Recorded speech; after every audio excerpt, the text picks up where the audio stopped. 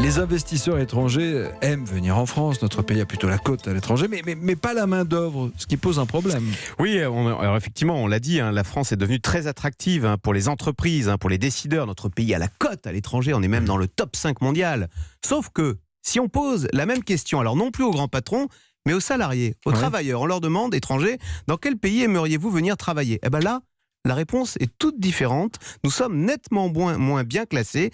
La banque HSBC a interrogé 18 000 salariés expatriés dans le monde en leur demandant quelle est votre destination de choix. Dans quel pays aimeriez-vous travailler ?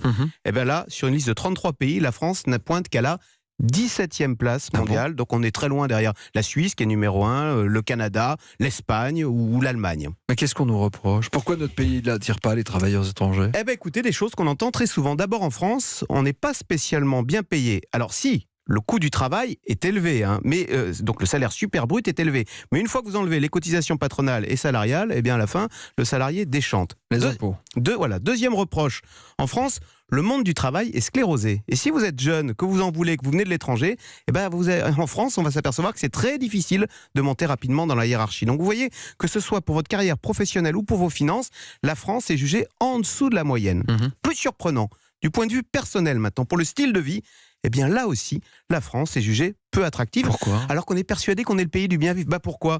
Parce qu'en France, le logement est cher, les transports sont saturés, il y a des embouteillages, il y a des métros bondés. Alors, quand même, il y a un point positif, il y a un critère sur lequel la France est là, est numéro 1 mondial, c'est pour la vie culturelle. Mais les expatriés ne viennent pas, ils viennent en France pour travailler, pas pour aller au musée. Donc vous voyez, c'est un classement pas terrible, parce que si on se résume, et en caricaturant, en France, on est mal payé, mal logé, avec peu de perspectives de carrière. C'est un beau pays.